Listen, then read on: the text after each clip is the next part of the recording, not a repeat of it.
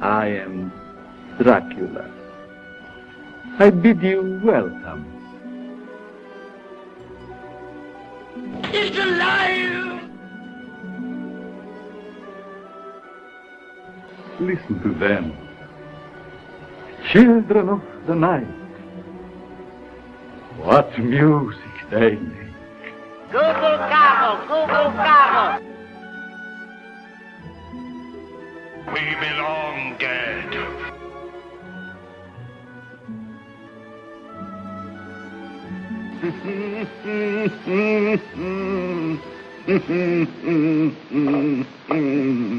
Have a potato.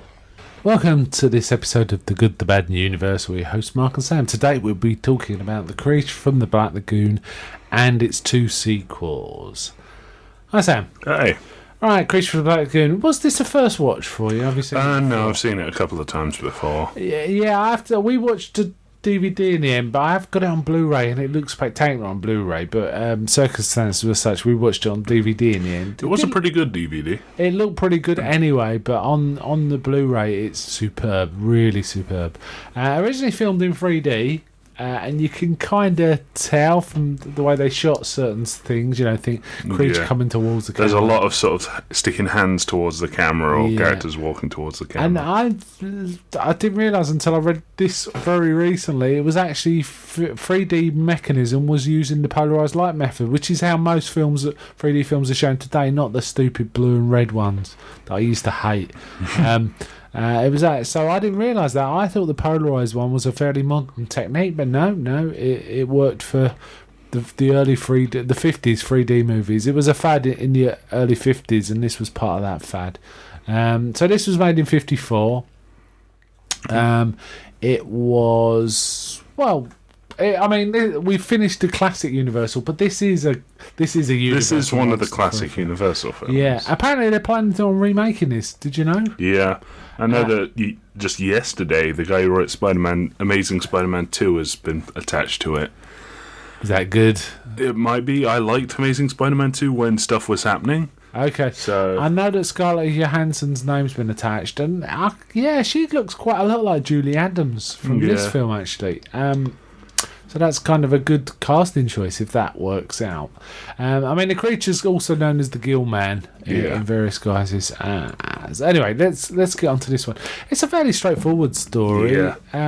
They're going, explorers in the Amazon find this fossilised sort of pan thing. Yeah, it's a big claw. Yeah, and they decide to go exploring, but they also one of these old sailors who the captain tells them stories about sort of mysterious sort of creature. I can't remember what he specifically said, but there's like a native superstition about the place they're going to. Anyway, was there anything you didn't like about the film? I didn't like how they kept doing. I think it might have actually been later films, but they kept going in the water just to sort of show off their underwater. I think that was the second one photography more than anything. Yeah, it was present in the first one because there's like this scene where it just like holds on Julie Adams swimming about for ages. Yeah. I have to say though that I think I've said it before that the costume in this is amazing.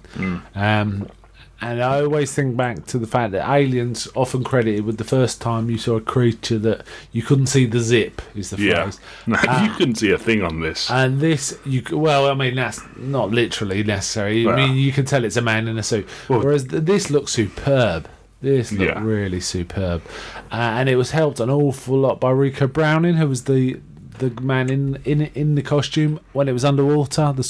His swimming, his abilities, it felt like a genuine creature. Yeah, it was kind of amazing because it did stuff sort of like it would swim upside down. Yeah. Like on its back, sort of facing upwards towards the water. It tracked Julie Adams. Now, that wasn't Julie Adams in the water. I know that. It was a woman called Ginger Stanley. But they matched them fairly well. I think Ginger Stanley also did a lot of the other swimming sequences in the other films. But they matched bodily. It was really hard to tell. It wasn't the woman you thought it was, the actress. So they matched it really well, and it just looked spectacular. Yeah. I had a few problems. The crashing motif, all the way through. It's like, oh man, but you kind of get used to it. Yeah.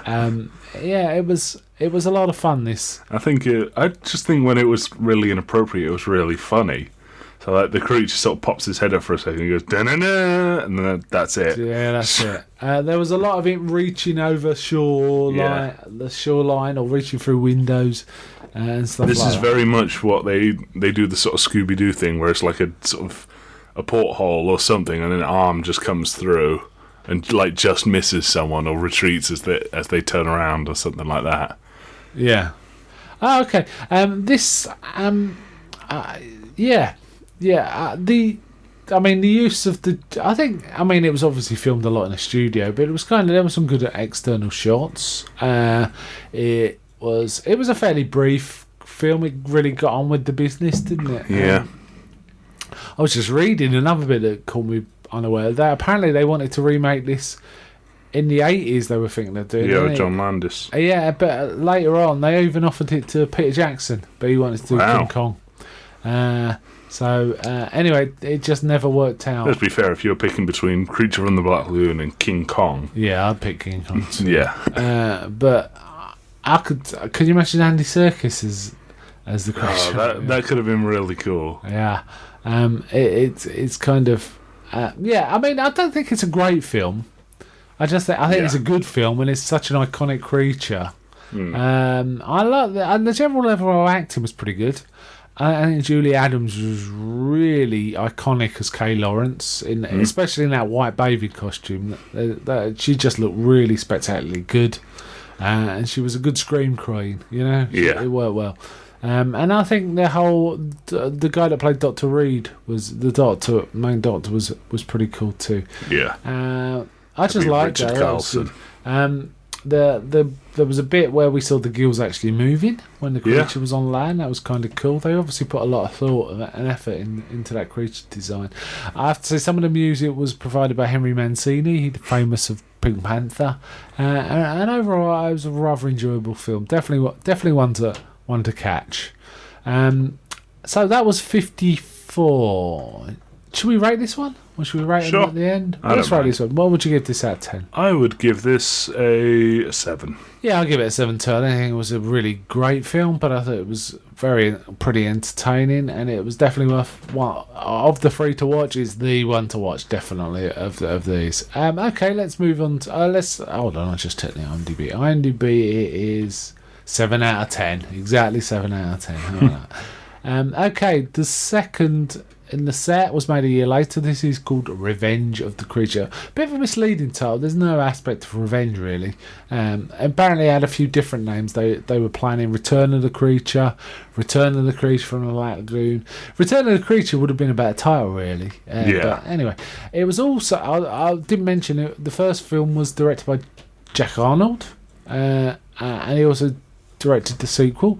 Jack Arnold's famous, semi-famous director. The other film I tend to think of him from is The Incredible Shrinking Man, another iconic sort of sci-fi film from the 50s. Again, this was being 3D.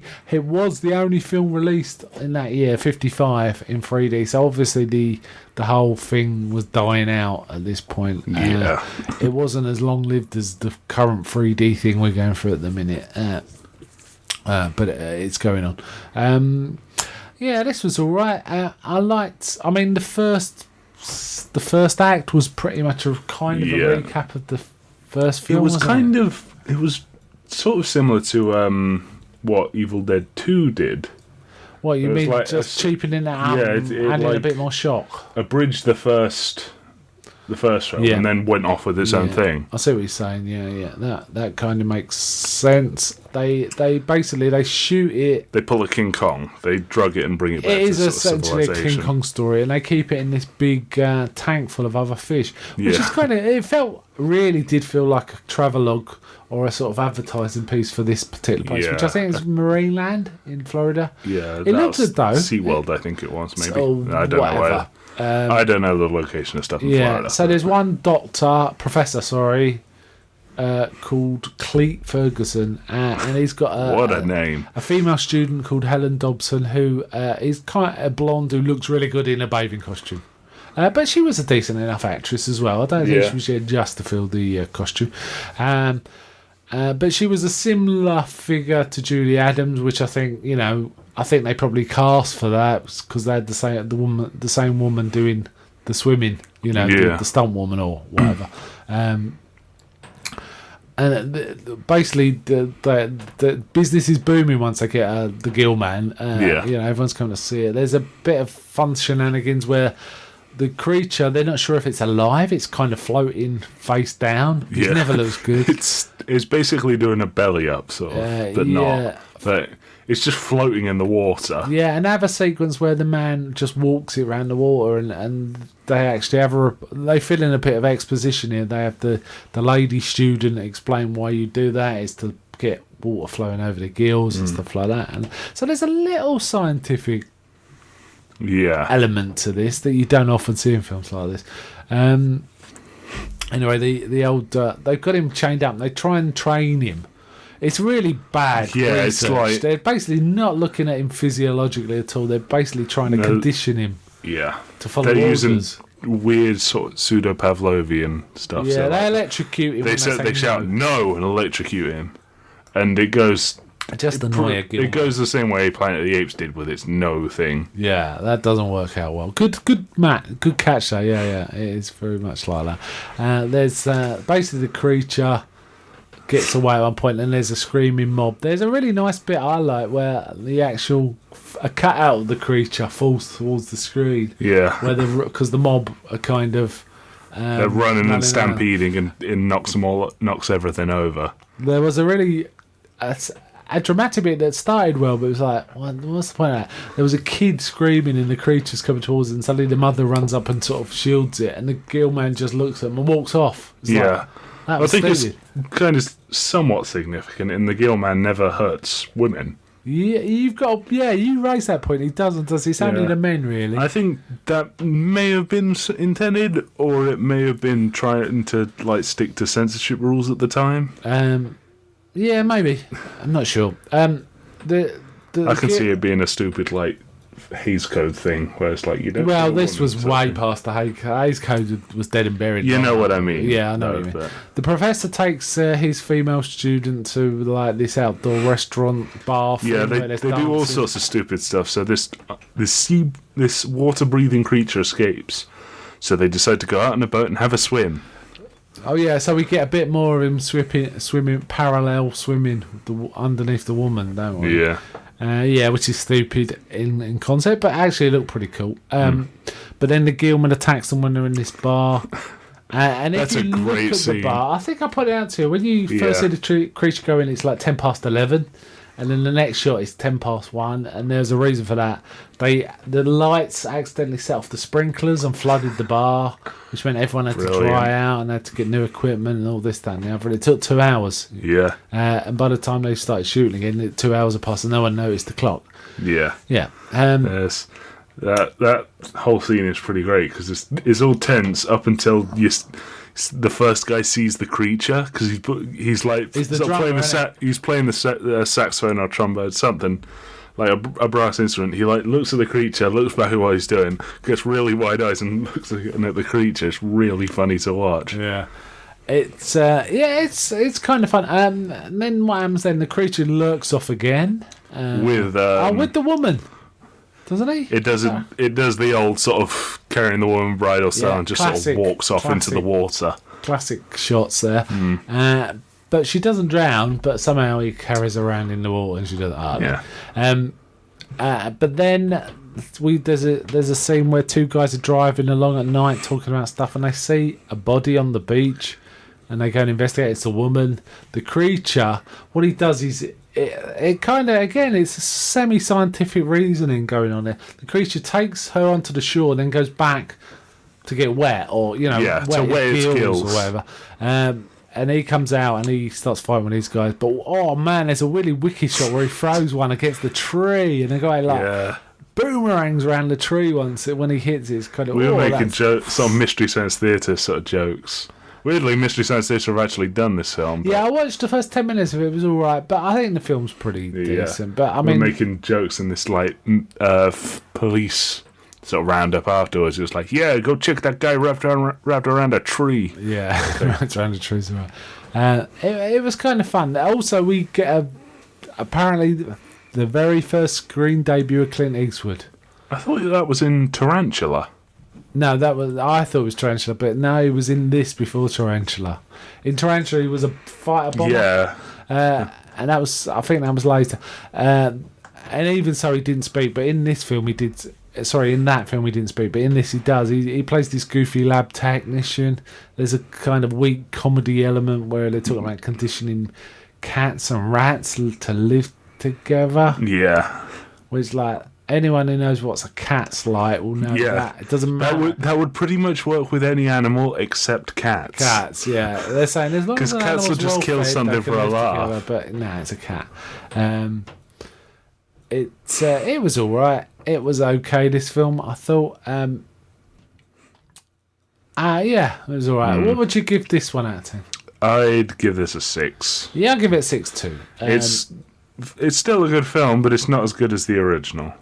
Yeah, I thought I have to say I did watch all 3 of them about a year ago, and I thought this was the weakest one back then. But I actually quite enjoyed it.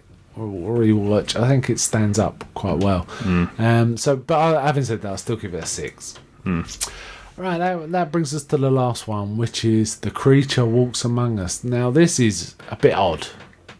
It's almost like they've written this film about this doctor who's jealous of his wife who was innocent, but his jealousy destroyed them, but they put the creature from the Black Lagoon in it. So it was made a year later. This one was 2D. It wasn't Jack Arnold this time. And I think it looked a little cheaper. So basically, they know the Gilman escaped. He's still in Florida, and they go looking for him in the Everglades. And the weird thing is, the doctor's kind of a bit. He's quite horrible to his wife, who's a real looker, who gets lots of attention from men, but she doesn't, lead him on or anything like that. She's not like actively trying to seduce other people. She's just there, and they hit on her. And then the husband's kind of a bit paranoid about it, and he's kind of a dick, really. Anyway, they go swimming, but she insists on going out with them because she's bored. Yeah, and I think she gets the bends or something, and they have to save her.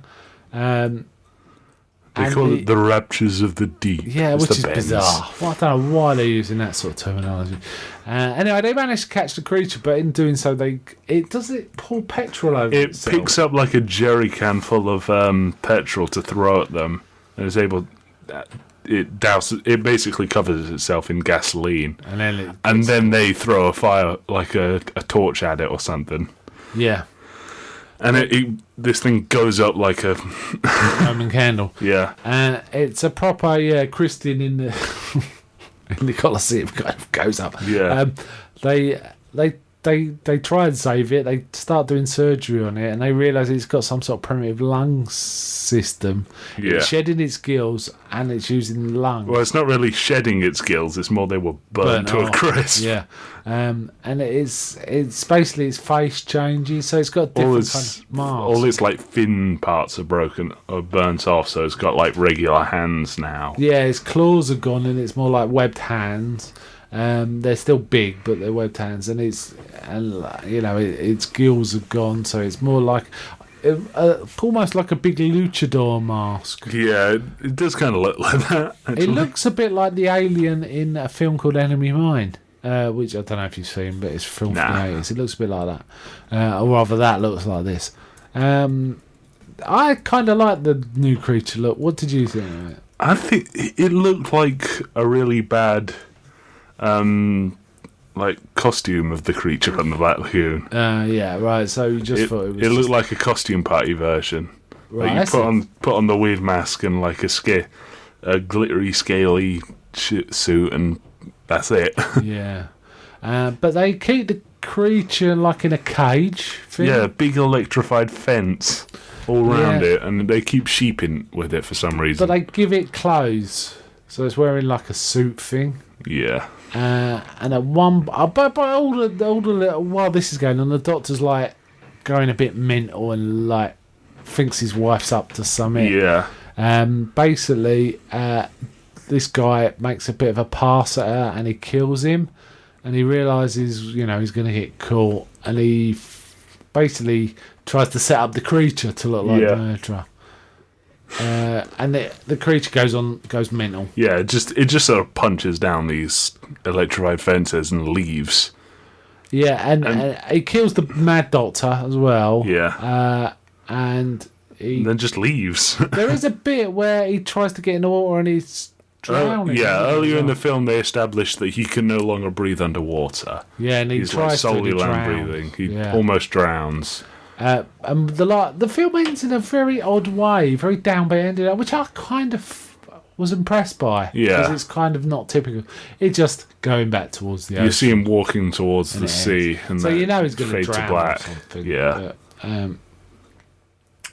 But, it was all right. Yeah. I kind of like this one too. What did you think? Which one was it the weakest for you? It was the weakest because it like seemed, like you said, it seemed like they'd made a film and just sort of strapped the creature to it. But it just seemed like they had a, I don't know if they actually had a much lower budget or anything because there's no real details on it.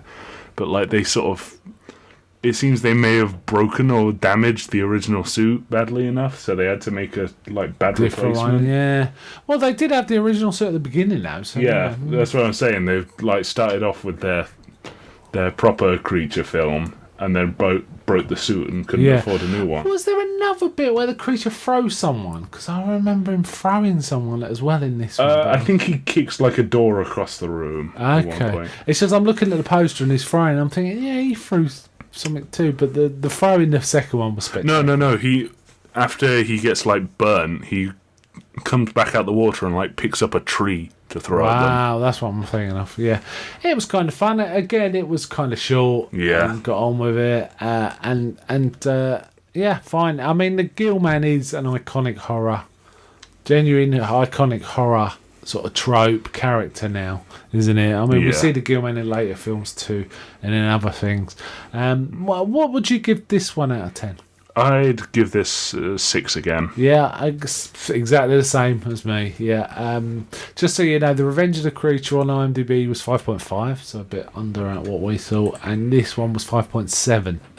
So we're roughly in the same ballpark as well. But they are quite enjoyable films. They're definitely worth a watch. They benefit from being short. Really. Yeah. We did watch one other creature. Related thing, didn't we? We watched an episode of The Munsters where the creature from the Black Lagoon turns up as Uncle Gilbert. Yeah, episode course. 31 of series 1. It was called Love Comes to the Munsters or something like that. But basically Marilyn's Uncle Gilbert sends them a load of Spanish doubloons or something, and they put it in the bank, and the guy from the bank starts sweet talking Marilyn, but it's really after the money, and they kind of latch onto it, and you know what the Munsters is like. It's that kind of thing. But it was the proper creature from the Black Lagoon. It actually was, and because I think that episode came later, that kind of puts my theory of them damaging the suit in the. Yeah. I mean, he's wearing a full suit, but he's got the feet. It's just the head, really. You just see the head and the extremities, really. Yeah, the feet. I can't remember if you see the hands, but you certainly see the feet. Yeah, you must see the hands. It was kind of fun. And he just makes a gag right. His very last words of, I am the creature from the Black Lagoon. Like it comes as a shock to him. It was kind of apparently he was in the Munsters stage show as well. So Uncle Gilbert. Yeah, well, either Uncle Gilbert or just the creature. Stage show, eh? Yeah, that does sound pretty good. Yeah, it could be good. Could work for me. It depends if they took some of the original Munster material, really. Yeah, so we watched that too. Yeah, and that was fun. That was fun to watch. So, overall, do you like this Yeah, series? I think it's pretty good. Still pretty good series. Yeah. Universal is still knocking it out of the park, really, with this one. Right, I mean, we kind of finished a proper Universals with this one. However, we're going to carry on. We're going to do a few things that were either inspired by the original Universals, or are Universal properties still using these monsters. And the one we're going to do next is Monster Go Home, which obviously uses the Frankenstein makeup. Is the most significant borrowing from the original Universal stuff. But, you know, the Grandpa's Dracula. Yeah, and so on and Grandpa's so. obviously Dracula. Freddy's sort of a werewolf. Yeah, we'll be doing that one next. So anyway, bye from me. Bye.